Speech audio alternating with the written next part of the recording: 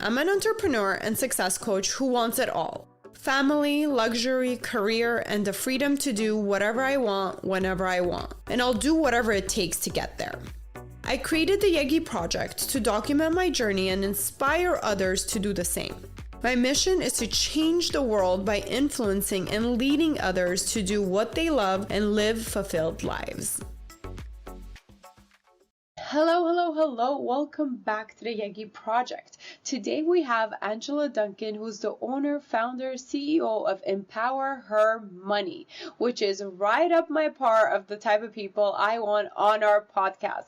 So I'm super excited to get to know her, her business, her mindset, and pick a little bit of her brain about her best practices in regards to money. Please tell our listeners, who are you, in a little bit more detail of what do you do, and let's get started. Yeah, awesome. Thank you so much for having me today. I'm excited to be on your podcast. My name is Angela Duncan, and yes, I founded Empower Her Money last year after about 20 years of studying money, real estate investing, stock investing. I felt it was time for me to find a platform for me to give back to my community so that I can help other women in investing with their money. Wow, honestly, it's so refreshing to see women taking this leadership role when it comes to entrepreneurship, finances, money. So it just makes me so happy. I can't smile big enough to be interviewing women in regards to this topic, because a lot of times I interview men and I see and I hear men talking about it. Please tell us, before you said you've been in money, finance, real estate, can you tell us a little bit more about your background and how you got started and what inspired you to start Empower Her Money? Yeah, so I'm a survivor of childhood poverty. Here in the US, what that means is I grew up on Section 8 housing and welfare, so I did not get taught about money. And when I was old enough to move out of my home, I got my lease and I started my journey, and I wanted to learn more about money. I always thought as a kid, if I had money, then I'd be happier. You know, you could watch TV or see your friends and they look like they were happy because they had this thing called money, and I didn't know what it was. And so it took me 5 years to get through college, which was fine because I did have to work to pay for college and everyday life, and it kind of started me on that journey. So first, I thought I wanted to be an investor in the stock market, and I'm sure people can understand when you don't know what you're investing in, you can lose money, and that I did. My first investment, I lost 20%. I was pretty devastated, but I thought, okay, yeah, so there's a lesson to be learned here. What is it, and what do I need to do differently next time? So I didn't want to stop investing, but I knew I had to become a student. So I learned more about stock market and investing. And that's kind of where I started into my real estate investing, because we have a little bit more control over real estate. I can't control what, Apple or Starbucks stock is going to do, but I can look at real estate and I can look at numbers and make a more educated guess. So that's when I switched into real estate investing. I would, buy single family homes and rent them out, and then continue to do research and learn from mentors and coaches. And I learned about insurance and taxes. And today I can help people invest not only in real estate, but also in tax liens, which is another avenue about real estate. But I had to become a student first and find the right mentors and coaches so that I can learn before I start teaching other people. Wow. Okay, I love that. And there's so much to unpack there. So let me ask you some follow-up questions. So first, you said you went to college, but you made some bad investment decisions after that. You felt like you needed to learn more. What did you do to gain more education and knowledge and kind of that confidence to get back and invest more in the stock market?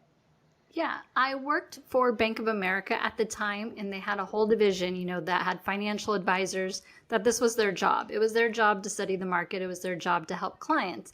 So I just started asking questions. I think we are afraid sometimes to ask for help.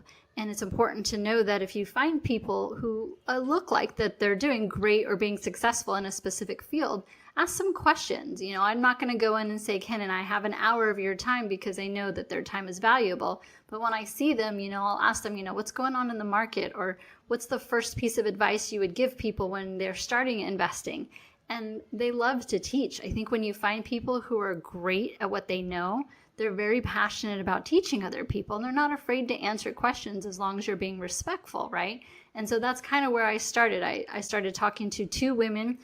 Jennifer was one and Ann Therese was another, and they seemed like they were just doing really well.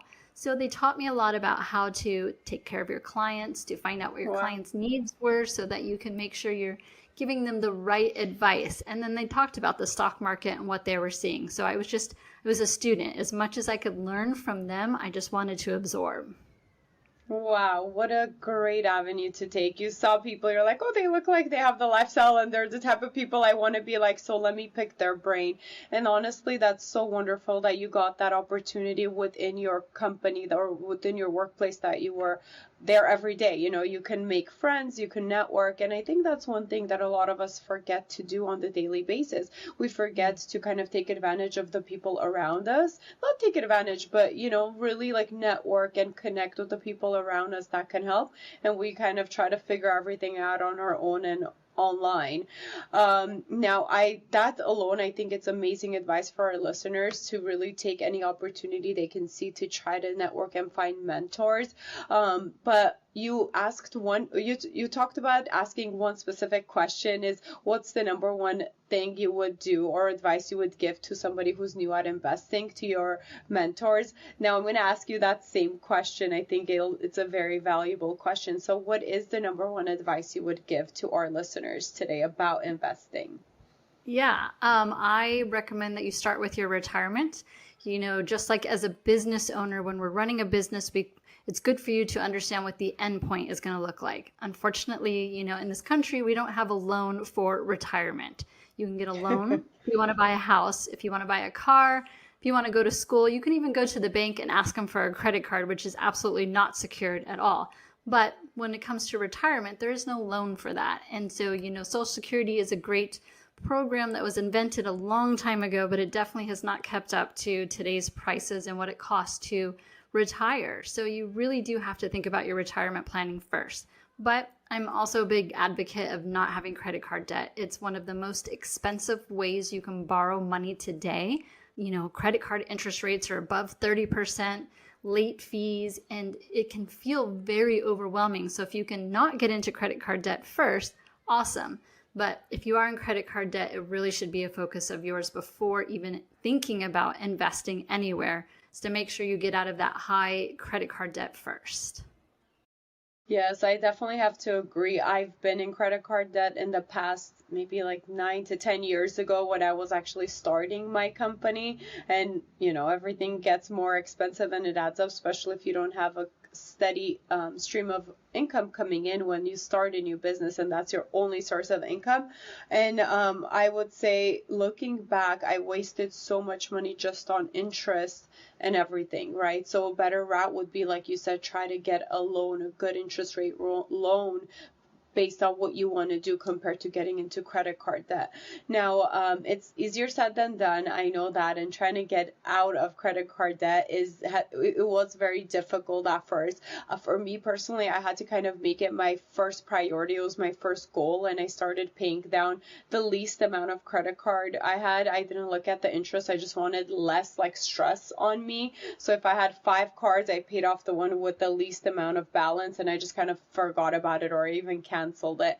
Now, for somebody who's in that tough spot of being in credit card debt and barely making it like month to month, especially in today's market, what advice would you give to that listener? Yeah, I love what you just said, because there's really 2 ways to tackle that credit card debt. You're going to look at what is your lowest balance and pay off that credit card first. And the reason why is because we live in this instant gratification. So it just feels good, right? Like accomplished a goal. Yes. I paid off one credit card, and it may not be the one that you're paying the most interest on, but once you have that feeling and how great it is to get rid of one credit card debt, then you're more likely to keep tackling it, right? But if you feel like you're very diligent and you can sit down and write a plan, then the other school of thought is to go after the one with the highest interest rate first, but it might be your biggest balance, so it could take you longer to pay it off. But you're tackling it quicker because of that interest rate, right? So that's kind of two schools of thoughts there. But look at what is in your credit card statement. When's the last time you printed it out and looked at it? I think a lot of people who get into credit card debt, they don't want to look at it. It's scary. You feel like a failure. You're overwhelmed because you can't believe how you got into the situation. But if you start looking at your numbers in a credit card statement, I think you'll be surprised on how many things you're paying for that you actually don't need or don't even use anymore, right? Like how many subscriptions, how easy is it for us to get into subscriptions? So look at that credit card statement and then really tackle it and just make it like your biggest goal. Write it down so it's in your face, put it on your kitchen, put it in your bedroom, everywhere. Get out of credit card debt. So it's just a constant reminder because I think when we tell our brains what to do, it looks for ways to do that. And that's such a great example because when, we're actively seeking it, you'll be surprised on how quickly you're going to get yourself out of credit card debt. Yeah, so I like to tie in kind of my personal experience with that too. So instead of for me to kind of focus on saying, okay, I'm going to get out of credit card debt, I like to do it switch it to the positive phrase, which is I'm going to be debt free, or I'm going to have, I don't know, what's a better way of stating, I'm going to get out of credit card debt instead I'm not going to have any debt. Or no, I guess a better way to say it is that I'm going to live without paying interest. I don't know. I like to switch if I'm doing something into the positive instead of the negative. I think it makes my brain and it makes the law of attraction work with me to attract that instead of focusing on debt. Sometimes that creates like random situations or you get in more debt, just again from my experience. And it could be different from looking at it in a financial way and then the law of attraction spiritual way too, depending on what you believe. But I like to combine both of those. So again, if we are trying to get out of that, I think a good way to also like think about it is, yes, that's your number one focus, but don't only focus on, oh my God, I'm in debt. Oh my God, I'm in debt. Instead, it's the positive. Hey, I'm paying off my credit card one more payment at a time, like I'm this much closer to being debt free instead of, oh, I'm in so much debt. I like that too. For me, I would say I'm one step closer to reaching my financial goals, just kind of being there you go. That's better. Yeah. There you go. That's a better way of saying it. I was getting a little brain fog right there. So now I have seen the background. So those of you that are listening only and you can't see video, she has a background of money souvenir. I was just very curious. I like to know people and what they do, especially part of your decor, and that's what you look at every day. So can you tell us a little bit about the significance or the specialness of the money you have behind you? Yeah. So I teach that when you're investing, to take a small piece and invest in something you enjoy. If you like to drink wine, maybe you have a wine collection. If you like cars, maybe you have a small car collection. Well, I teach money. I like money. And so I collect money. And one of my favorite things to collect I love that. it's old US dollars. So for those that might not know, it wasn't until 1929 when the entire US went to the same dollar bill. Before that, each state, each bank, they could have their own variations and they would have their own names on it. So like, I was born in San Francisco. So Bank of Italy was in San Francisco and I have a dollar bill, an old one that says that on there. But it's just kind of cool to see. Cool. I didn't know that. Yeah, it's cool to see the history behind the dollar because it takes away the emotion piece of it and it reminds you it's just a tool. It does not care what you know. It doesn't matter if you're a man, woman, if you're in poverty now, it really does not matter. But it means that you can use this tool and learn how to use it correctly so that you can have a different lifestyle. So talking more about money, it could be such a sensitive subject. Not a lot of people like talking about money, especially those that are not doing amazing or in their own definition of where they want to be with financially. Now, what are the 3 top things that you want to share with our listeners that could be almost like a block to having the right mentality towards money? So what are 3 negative or 3 wrong ways of thinking about money or handling money, and how can we correct those beliefs? Yeah, so let's go with, I like your theme of 3 ways we can improve our money mindset. Yes. The first one is, I'm not educated. Well, you can be. but it's going to take your own action to do that. We live in an era where you can go on YouTube, you can listen to podcasts like this one here, and you can learn so much information for free. So when we say we just don't know, it's because we haven't spent the time to educate ourselves, and that's very possible. So that's your first step, is to get educated. My second step is to remove anything that's not serving you. So we talked about subscriptions. There's an app called Rocket Money, and if you connect your credit cards and your bank statements to it, it'll tell you what subscriptions you're paying for right now. Look at that list. Get rid of anything that you don't need right now so you can start and really hammer out any debt you're in or any financial goals you want to achieve. Get rid of the stuff you don't need. We become such a consumer of stuff, of things that we don't need. It's so important for you to look at what's most important to you and remove anything that is not. The third one, our country is having issues with the lotto. And what I mean is people spend their cash. Thank goodness you can't buy this on credit cards, but they go and buy lotto tickets for the hopes that maybe someday they'll win. You have a better chance of, I don't want to put any negative stuff in here. I'm trying to give like a good example. No, but, let's be super upfront and honest. We want to tackle this at the head, and we want people to make good financial decisions. Right. So you have a better chance of being in an airplane, hit by lightning, over water, surviving a 12-day trip and making it back alive, right? The lotto is not meant for us to win. In fact, $113 billion is made from the lotto. So if you took it and made it a company, it would be one of the largest profitable companies in the world, right? So understand that. So stop spending money on stuff that doesn't serve you. Educate yourself, get rid of all of those subscriptions, stop spending money on lotto, and invest in your own self first so that you can teach everyone around you how to be a better person with this tool we call money and to become educated and have financial security, whatever that means to you. Awesome. That's amazing advice. Was that the second one, I believe? Or no, that was your second or third already? That was the third. So invest in education. That was the third. Okay, let's summarize. Invest in education. Yes. Second. Get rid of all of those subscriptions that are not serving you. And third, don't waste money on the lotto. Yes, it's not your ticket to financial freedom. I love it. So simple yet so powerful. All right. So I like to get to know you personally a little bit. I love getting to know my guests. So for the audience that don't know you, what is one thing that actually most people don't know about you? So you do also run your own podcast, which is called Empower Her Money. But what is something that a lot of your listeners even don't know about you?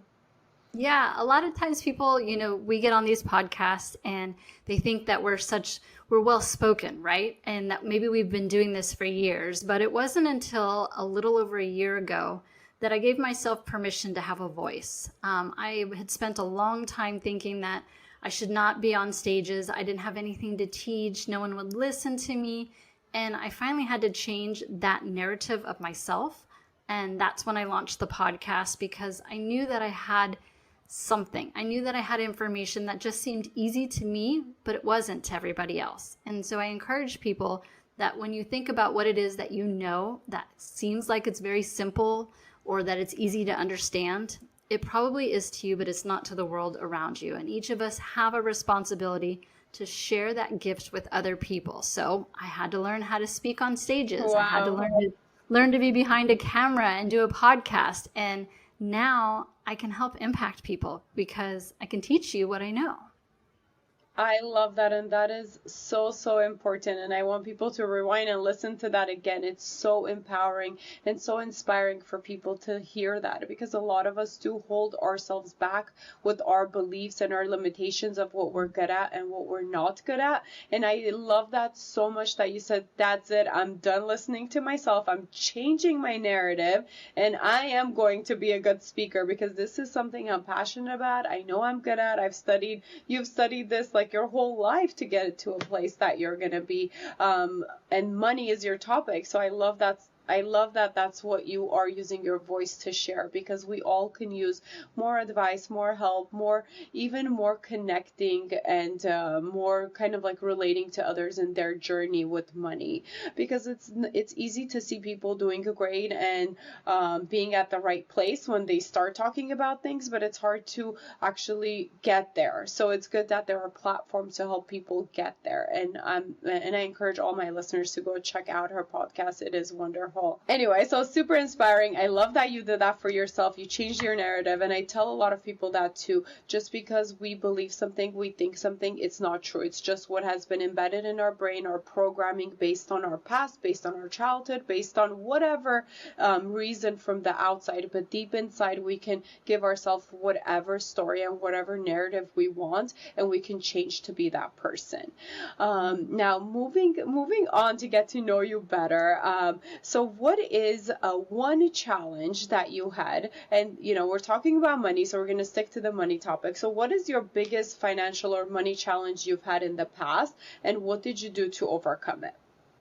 Oh, I'll use a recent example.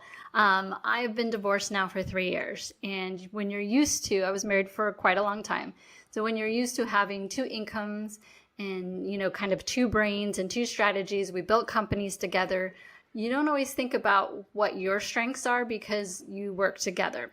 And what I learned from now, running my own company and not having that plus one with his strengths, is that there were quite a few things that I was not good at. And I either had to learn them or I had to hire them out. And for me, the best thing to do was to hire them out. And while that might cost I love that decision. Yeah, so it might cost you some money, but really it's me investing in my company because I'm investing in someone else's strength to help me reach more people. And so when you look at it from a business owner perspective, you can't always think of that as an expense item. For me, it's an investment. I'm investing in my company by paying someone else to do the things they're great at because I'm not great at it. And I had to give myself permission to be able to do that. But now I understand what I'm really good at, and I really focus on those strengths and allow for someone else on my team to help me with the things that I'm not great at. Again, another wonderful, wonderful thing you just said for our entrepreneurs that are listening. It is the number one mistake, I want to say, that small business owners make when it comes to asking for help and hiring for help. We want to be as profitable as possible. We want to do it all. Anyways, entrepreneurs have this brain where they're hard workers. They want to do it all. They want to learn it all. They're curious. So that's the number one mistake we make, is by trying to do everything ourselves and not asking for help. Because like you said, there's no way that we can have strengths in all areas. And I learned that the hard way too. I had to hire out in so many different things.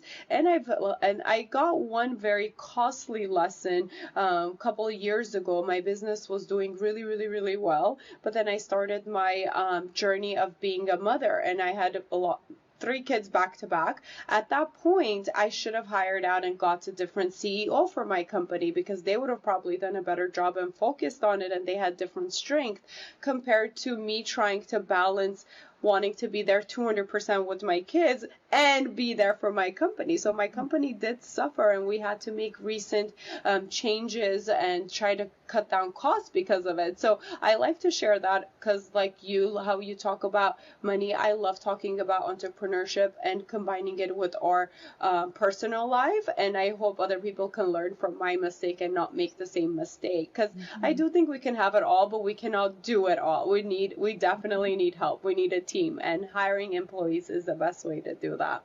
And again, you are so well spoken and you give such good advice, even for other entrepreneurs, not only in regards to money, based on your journey of how you got to where you are today. So thank you for sharing that. Thank you. Of course. Now the next question would be for you right now, and I'm sure this changes throughout our life based on where we get. What does a happy and fulfilled life look like to you today? And what did it look like to you in your early 20s? Yeah, so today my daughter's in college and I'm very proud of her. So I'm an empty nester. I love having free time and flexibility. So having a business that allows for me to not be tied to an office or go to an office every day is important to me, and that's what makes me happy. So to be able to travel or to take time off to volunteer or to go help someone, having that freedom and that time is so important to me. Time is our most valuable asset, and you have to choose what to do with it every day. And I like that I have the flexibility with what we do today to be able to kind of, have a coffee with someone if I need to, but that flexibility piece is so important to me. So that would be my answer for today. I love that. Okay, how about for your early 20s? This is maybe before you knew so much about money and you did everything that you did today. What did happiness look like to you back then and fulfilled life? So much different. Before I had my daughter, what happiness meant for me was working 3 jobs, 7 days a week, because that meant I had money in my bank account. That meant that I could pay my bills every month. I didn't have much extra at the time because I didn't quite know what I was doing as far as work was concerned. But I needed to have that savings account, because when you grow up without money and not having money, then that sense of security comes from that savings account. So quite a difference as it was today, but that definitely was important to me in my early 20s. Awesome. Now, since we did mention savings account, what are your thoughts about having a savings account, and about how much money should you aim for to have sitting there? Because also putting too much cash in a savings account, it's not a good idea, because it loses money. It loses value over time because of the inflation. So can you talk a little bit about what your strategy is about savings account and how can people get there? Yeah, I'm in line with most of the professionals on this. If you have a W-2 job, meaning you have a paycheck that comes to you as the same paycheck every month, 3 months should be enough for you. When you're trying to tackle your credit card debt, you might want to put a little bit more in savings, because I don't want you to get further into credit card debt, right? Car breaks down, you need new tires. Let's not use the credit card for that. So if you're in credit card debt, 4 months. If you are a commission person, meaning your paycheck might vary from month to month, I like to keep a little bit more, so 4 or 5 months for a commission person, just in case. I mean, we hit COVID. We all know what could happen with just one thing that changes everybody's world, right? So having 4 to 5 months is important, but also giving yourself permission. This is a savings account. It belongs to you, and when you need it, use it. It's okay. That's why you put it there, and just replenish it. Because so many times I will see people put money into a savings account and they're like, oh, I can't touch that. It's my savings account. Well, you can, because that's the purpose. It's there for you for when you need it. But if you don't need it, just let it grow. And then anything above that is when you start investing. Wow, awesome. Now, as far as having a savings account and trying to pay down credit card debt, you said you still would advise people to first have that savings cushion so you don't have to worry about an emergency, and then with the remainders, tackle your debt, and then obviously invest after you don't have debt. Yeah, and people tell you all the time, shop around for your interest rate. On a savings account, you can open an online savings account, and you still want to make that money work as hard as possible for you. A great website for that is bankrate.com. No affiliation for me, but what it does is it shows you the difference is in what different banks are paying as far as interest rate. So why not use the one that's giving you the most money to park your money there? That's a great way for you to earn some extra income while you're, working on your other financial goals. Awesome. Now, we also talked about lifestyle and fulfilled day for you, and you like having the freedom, but obviously in order to have the freedom and kind of take it as you need your day to be, you do have to have money coming in. Again, since it is a money episode, how have you set up your money streams, or what can you tell our listeners as far as your approach to having different streams of income coming in so you can have the lifestyle that you have today? Yes, I'm a big believer in you have one primary income. That should be most of your focus. So whether that's your job or your business, this is your primary income. Now, you can also have other revenue streams. I personally believe in real estate over anything else, stock market, anything like that. So real estate is important for me, but I also want to think about maybe I'm going to get a side job. Maybe something else is going to be important for me that I can look to, do as a fun hobby or something like that, right? So if there's something that you enjoy doing, like cooking or something else like that, then you can definitely think about doing that on the weekends to earn some extra money and have some fun with it. But if you're going to do that, have some fun with the money too. I know you're probably working on your goals, you're working on that debt, but if you're working extra, then spend a little bit on yourself and reward yourself because it'll make you feel better. It's an unselfish thing for you to do.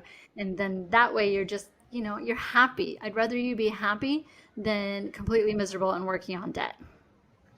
Yes, and I love that you share that. It is so important. I've learned along the way with money management or with just anything money mentality that you do have to reward yourself. So what I personally do is on my calendar, it's a calendar item. Every month on the 10th, I literally have a reminder that says buy something expensive to treat yourself because I want, if it's an experience, if it's a material thing, whatever it is, I literally do that monthly to just basically give myself a reward for doing good in all the other areas that I'm working hard in. And again, it could look different for everybody, and you can still put a budget on that thing, but you do want to do something for yourself to almost have fun with your money. And this comes with kind of the mentality of, we want it to be positive and not negative, so you can attract more money too. Yeah, absolutely agree with that. What do you do to treat yourself? What are your fun ways of spending your money? See, I think I'm continually working on my psychology part of my brain too. Money mindset is going to forever be something I work on because where I came from. But because as a child, I didn't have clothes, I didn't have shoes. My habit or my reward for myself is shoes. I am a big shoe person. I would rather buy shoes than, Starbucks or fancy cars or whatever, but shoes are important for my budget, but I make sure that it fits in my budget too. That's my reward. Awesome. Yeah. I love it. I love it. Well, I would like to see your shoe collection. All right. So going back to the avenues of income. So you talked about you want to have a main job, maybe a side hobby that can earn you some job. You personally like to invest in real estate. That's how you get more income. And then stock market. You mentioned the stock market, but what were your thoughts about that today? Based on how shaky things are? I'm in it for my retirement account. So no matter what is going on in the environment, I'm in it for a long term. It's a small piece of my portfolio, but I still believe, we're consumers, we're going to buy things, and hopefully the companies can run themselves as a profitable business for the most part. But I do believe in the stock market, but I have a financial advisor that I hire for that because I don't pay attention to the stock market. I hire someone else that will do that for me and invest hopefully wisely for me too.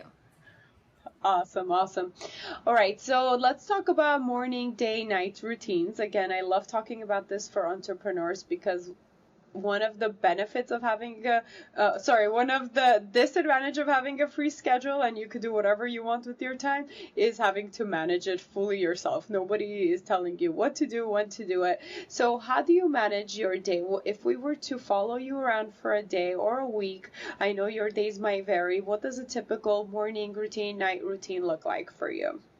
Yeah, I am a big believer in controlling my time. So the way that I start my day is not with my phone, not on social media. I journal first. So I want to know, what is it that I'm currently working on? What are my goals? And what am I grateful for? And it can be the tiniest of things. We live in this country where we can turn on the faucet and have running water just by turning on a faucet. Not everyone gets to experience that. So I believe in starting my day in the most positive manner, which is writing in my journal and being grateful for what I have in life. I also end my day in a positive way. I like to watch funny videos. I don't have Netflix or Hulu, any of that stuff. So I turn on YouTube, which is free, and I watch, anything from Impractical Jokers. There's a show called Ridiculousness, but it's just little clips of it and it's free. But then I end my day on a positive note. So I started in a positive manner. I end on a positive manner. Whatever happens during the day, I have no control over most times, but at least I can control how I start and end my day. I totally love that. Honestly, that could really set up your day and set you up for a good night of sleep, to set you up for the next day to be a good, positive day. Because the way we wake up and the way we literally start our day, it sets us up for the rest of the day, if we're going to have a good day or a bad day. And if we don't have a nice kind of feeling and nice way to start our day that makes us happy, it does end up going in the negative spiral throughout the day. And honestly, I love how simple you kept that. Some people say, I wake up, I do this, I do that, and it's like a whole list, and it sounds more overwhelming than than fun, right? So I'm like that too. I do like to do certain things, but I like to keep it super simple and fun. I don't care what's advised and what, the top people are doing as far as health or fitness or meditation. We have to do what works for us. And I think you gave the main key point. You want to, whatever it is, you want to make sure it's resulting in you starting your day in a happy manner. If you set these unrealistic expectations of a fantastic morning that you think is the right thing to do, but you're angry or you're mad or you're disappointed that you're not getting to, let's say, to the exercise portion of your morning, then you're not going to have a good day, right? Now, as far as managing personal life and work life, what are some or having the freedom of schedule, what are some practices you put in place for time management, as far as like calendars, reminders, or what are some of the tools you use to kind of be on top of yourself, to manage yourself?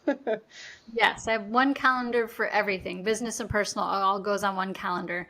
And I believe in the power of yes. So when you're clear on your goals, whether it's financial or in your business, your brain is really looking for those opportunities, right? So I learned to say yes to the right opportunities, which kind of fills my calendar. And then I have to say no to the opportunities that are not right for me right now.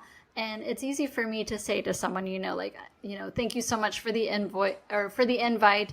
That's not a focus of my business right now. So unfortunately, not the right time, and my calendar is completely full, which is true for the most part. But I'm a stickler when it comes to my calendar. I do schedule personal time. I do schedule workout time. I make sure that my family's involved in every area possible. I take my daughter on trips with me so that she can learn. But it's important for me to have everything in one place, because I feel organized. And when I feel organized, I feel like the best version of myself is showing up. I love that. Now, do you sit down like on a Sunday or on a Monday and plan out your week, or how do you go about it? Is it kind of a set routine? It's like, okay, Mondays it's my personal day, Tuesdays my podcast day. How do you manage it all? Outside of the podcast, which is on Thursdays, that's when I do my recordings. The rest of the week, it falls into whatever I'm currently working on. I do look at it on Sundays just to get an idea of what's going on for the week. But I tackle each day as it comes, because otherwise it becomes super overwhelming. And then I'm not the best version of myself when I'm working with people. Awesome. Now, going back to getting to know you even more, just the first thing that comes to mind is, if you had a magic wand and you can change anything in the world, what would that be? I feel like I want everybody to be happy. And so if I could, if I'm out in the store and I can kind of tell someone maybe isn't in a great mood, maybe they're having a bad day, and who knows what happened in their life, we never know, right? So if you have a wand and you kind of just tap someone and it's like, turn that frown upside down, and now it becomes a smile and they feel happy. I mean, I think that would be so much fun. Oh my gosh, that's the best goal. I mean, honestly, I've been obsessed with money and happiness for a long time, and that's what I've been studying. And it's just crazy how everything, literally, that's what we want. We want happiness. We just don't know what leads to that for certain people, right? We all need to get to know ourselves better to be able to be happy. But a lot of times we think we're going to be happy based on what other people are doing or what the society is telling us that's going to make us happy. And that's kind of the bad thing about advertisement, because we get tricked into thinking certain things means happiness. But with that said, yeah, I think everybody needs to spend time getting to know them, and that's like the best thing you could change to make everybody happy. All the problems would go away. We are running a little bit short on time, so before we let you go, let me pick your brain a little bit more about money. So is there a book, or what's the number one book in regards to money or finance that you would recommend to our listeners? Yes, I'm very much a system and process. So instead of someone just writing a book and giving you motivation, I want details and I want action items. So Wealth I love Habits. that. Yeah, Wealthy Habits by Candy Valentino. It's only a couple years old, but she takes each chapter by like what she's teaching. So yes, she does get into the money mindset, and that's important. But if you want to, invest in real estate, if you want to do your retirement investing, it gives you real steps to think about and to implement in your strategy. And that's what I like about her book, because she broke it down into details. Wow, I love that. Well, that's actually one I haven't read, and I want to say I read almost like all the money books out there. So I'm excited to pick that one up and see what I think about it. But thank you for sharing that. As far as just everything you've learned along the way, right? Based on how you grew as a person, how you grew as an investor, what do you think are the 3 most common mistakes people make with their money? One is not doing their research and kind of investing in things because it sounds hot right now, like crypto. For me, I'm not an investor in crypto because I've not studied it. I don't understand it. And so I don't recommend that you invest in something you don't understand. A lot of times people will just say, hey, my friend said to invest in X. Well, how do you know if that's right for you? Have you spoken to someone that is knowledgeable enough to teach you? So I think that's one mistake. We already talked about the credit card thing. I'm going to keep hammering it because I truly believe that that's one problem in this world, or at least in the US, that we can solve, right? It's not like a rare disease that we don't understand. Credit card debt, we understand and we can get out of it. So I'm going to keep hammering on that. And 3 is thinking that it's too late.